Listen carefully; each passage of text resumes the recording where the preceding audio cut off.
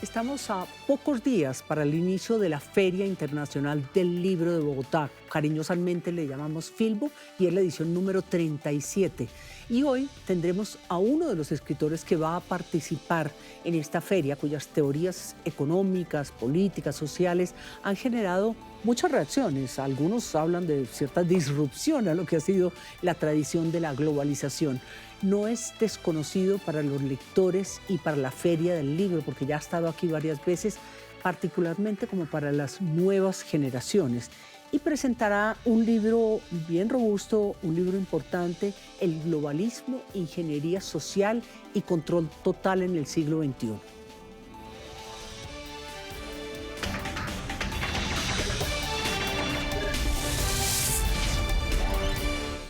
Y les hablo de Agustín Laje, que hoy está desde Pamplona, España. Gracias por estas horas, tardes en que lo estamos consultando, además de escritor, es politólogo. Bienvenido a una mirada al mundo de Caracol Internacional, Agustín. ¿Qué tal, María Emma? Es un honor. Muchas gracias por la invitación.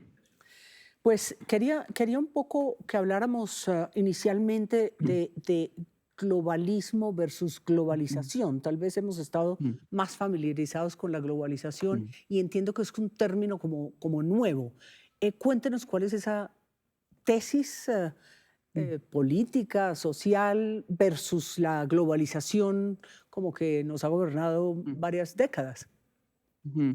Bueno, la tesis es que globalización es un concepto de índole económica, es decir, tiene que ver con la manera en que se organiza económicamente el mundo, tiene que ver con la aceleración de los intercambios comerciales, tiene que ver, por ejemplo, con la integración financiera del mundo, una serie de procesos económicos que se muestran con mucha claridad a partir de la década de 1980. Por eso, a partir de 1980 se empieza a hablar de globalización. Ahora, globalismo, como bien has dicho, es un concepto mucho más nuevo y no es un concepto económico, sino político. Es un concepto que refiere a la expansión de lo que actualmente se llaman instituciones de gobernanza global, o sea, instituciones que están por encima de los estados-nación y que empiezan a definir políticamente el destino del mundo en una serie de ámbitos que se escapan a la soberanía nacional. Por ejemplo, temas de migración, temas de pandemia, temas de control de redes sociales,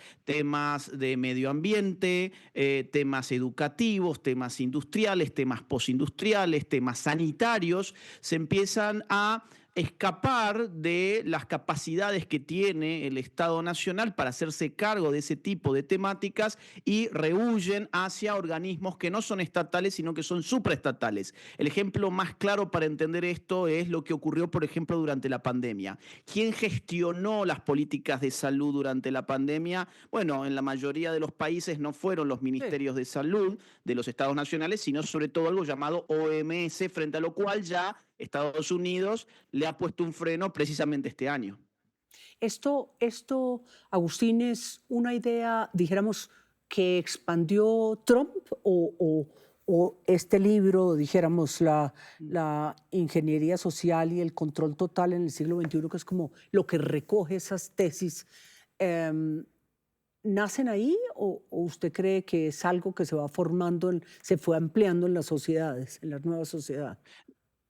Mira, el término globalismo sí que tiene relación con MAGA, es decir, Trump se ve a sí mismo como un antiglobalista, es decir, como un opositor a la concentración del poder político en este tipo de organismos. Pero yo te diría que en realidad el globalismo se define en todos sus contornos, sobre todo a partir de la Agenda 2030, o sea, a partir del año 2015. La inmensa mayoría de las Unidas del personas. desarrollo, claro.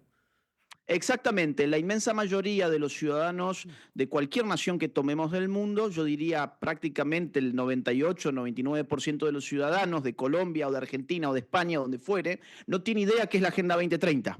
Y es una agenda que opera desde el año 2015, que tiene fecha de vencimiento en el año 2030 y que supone 17 objetivos de características globales y Sí. 169 metas globales a cumplir. Metas y objetivos que ninguno de nosotros ha votado, no han pasado por ningún Congreso Nacional en ningún país y que sin embargo una élite dirigencial al calor del respaldo de Naciones Unidas lo erige en política universal. Bueno, esto es un clarísimo ejemplo de globalismo. Y más aún, como esta agenda está fracasando, ya la ONU advirtió que venía la Agenda 2045 llamada Pacto del Futuro. Entonces, la pregunta del globalismo es, ¿quién gobierna a las naciones? ¿Son las democracias modernas o son nuevas formas de gobernanza Sí. que aparecen en organismos supraestatales? Pero no fue una necesidad, es decir, Naciones Unidas y esta cierta globalización nace, Naciones Unidas en particular, posguerra, dijéramos, post-Segunda Guerra Mundial. Necesitábamos como unir objetivos y las naciones poderosas y las en desarrollo, cuando ya ingresa África a Naciones Unidas y deja el colonialismo, ¿no era necesario también? ¿No necesitamos juntarnos con el otro? Dijéramos, ese ciudadano global que usted cuestiona en su libro, ¿no es necesario, Agustín, para sobrevivir? Porque el proteccionismo y dijéramos, ese nacionalismo nos aísla como naciones. A ver, una cosa es la globalización que implica integración económica, libre y voluntaria de los individuos a través del comercio, y otra es la integración política que empieza a duplicar la burocracia, a duplicar los organismos y por lo tanto a duplicar también las cargas sobre el ciudadano. Yo diría que Naciones Unidas en su origen tuvo un fin muy loable con el cual todos podemos estar de acuerdo seguramente, el fin de trabajar en pos de una integración sana y en pos de la seguridad y la paz en el mundo. Sí. Ahora bien, no podemos decir que Naciones Unidas haya cumplido sus propósitos en esos ámbitos tan importantes, digo, desde el año 2015 hasta el año 2025, o sea, desde que la Agenda 2030, por ejemplo, se impulsó en el mundo, las guerras se han multiplicado. O, Ujú. por ejemplo, podemos pensar las intervenciones de Naciones Unidas en distintos contextos de crisis donde llevaron más mal que bien. Por ejemplo, Haití. En Haití las Naciones Unidas, y esto es algo que no se sabe, llevaron el cólera. Llevaron a una epidemia de cólera este siglo, en el siglo XXI. Cuando intentaron resolver una crisis política, los cascos azules llevaron cólera. Entonces, por poner solo dos ejemplos, yo creo que todos podemos estar de acuerdo, por ejemplo, con que necesitamos una organización internacional que se dedique a velar por la paz del mundo y por la seguridad. Y otra cosa muy distinta es una agenda de 169 metas que se inmiscuyen en todos los asuntos. Asuntos sanitarios, asuntos educativos, asuntos industriales, asuntos de agricultura, de medio ambiente. Es decir, duplica al final lo que el Estado-Nación hace y para eso uno se puede preguntar, entonces, ¿para qué estoy votando yo autoridades nacionales si las autoridades internacionales terminan definiendo una agenda que es válida universalmente?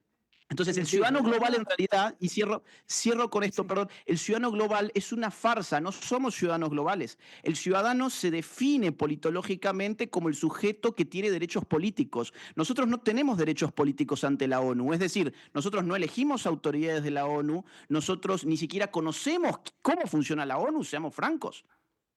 Bueno, ahí yo les decía que íbamos a tener un personaje con unas teorías políticas y sociales diferentes y que también la gente joven le sigue. En la feria del año 23, la Filbo del año 23, su libro entonces, Generación Idiota, fue uno de los más vendidos en esta feria del libro. Creo que usted se pasó unas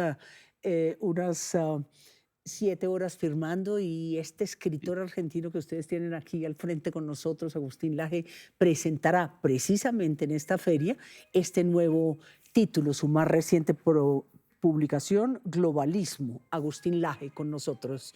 Estaremos aquí mirando qué se sigue. Ha colaborado con Javier Milei, sigue colaborando con el presidente Milei de Argentina y más de 3 millones de seguidores están con él en sus redes sociales y su canal.